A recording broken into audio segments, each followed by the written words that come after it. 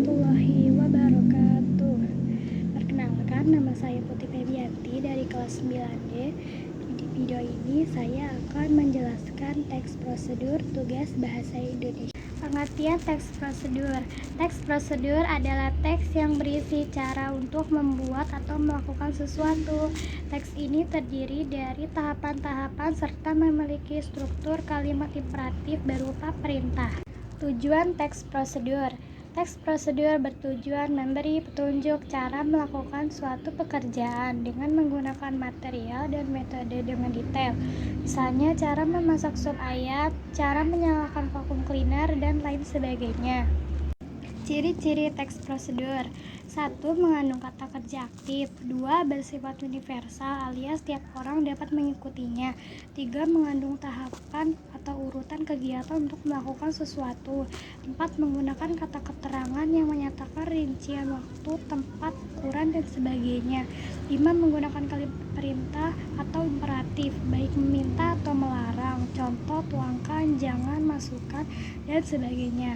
6. Menggunakan konjungsi atau kata penghubung untuk menghubungkan setiap tahapan. Contoh selanjutnya, setelah itu, lalu, kemudian, dan sebagainya. Struktur teks prosedur. Ingat, teks prosedur bertujuan untuk memberi informasi secara berurutan dan terperinci. Maka dari itu terdapat 4 struktur yang tak boleh dilupakan, yaitu 1. Tujuan. Pertama, struktur tujuan. Tujuan adalah hal yang ingin dilakukan dalam teks prosedur. Biasanya terdapat pada judul atau paragraf pertama teks prosedur yang dijelaskan secara singkat. 2. Material atau bahan dan alat. Struktur teks prosedur yang kedua yaitu material.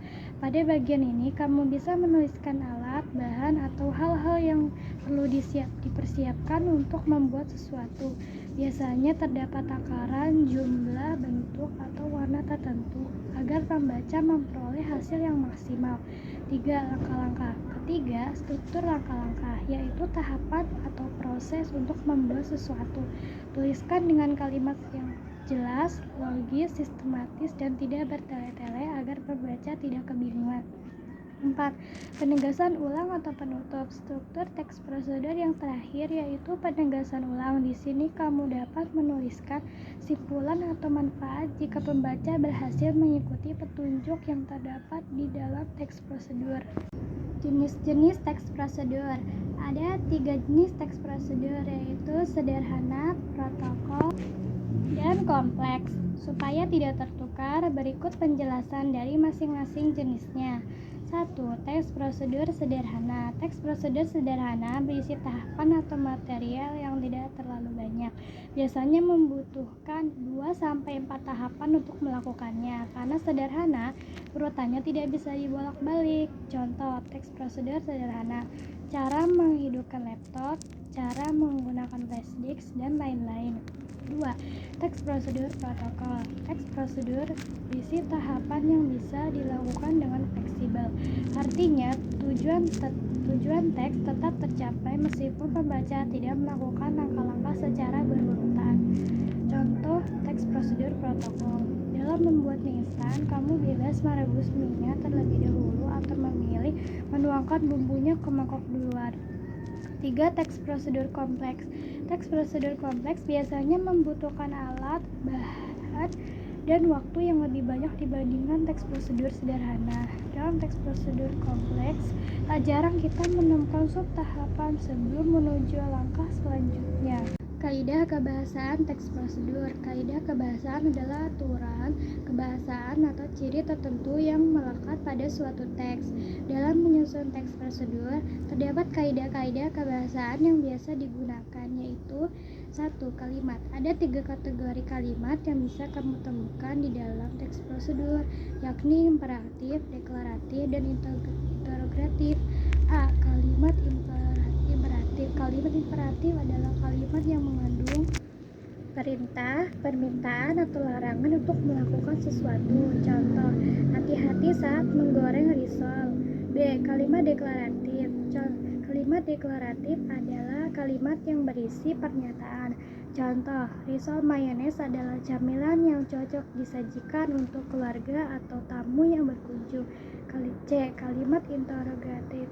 Kalimat interrogatif adalah yang mengandung pertanyaan. Contoh, bagaimana cara membuat risol mayones yang lezat? 2. Konjungsi atau kata penghubung. Ada 2 jenis konjungsi yang bisa kamu temukan dalam teks prosedur, yaitu konjungsi persyaratan dan konjungsi temporal. A. Konjungsi persyaratan. Konjungsi persyaratan adalah kata penghubung yang menyatakan syarat. Contoh, jika, andai, apabila, kalau, asalkan, seandainya. B. Konjungsi temporal. Konjungsi temporal adalah kata penghubung yang menandakan urutan waktu. Contoh, lalu, kemudian, setelah itu, selanjutnya.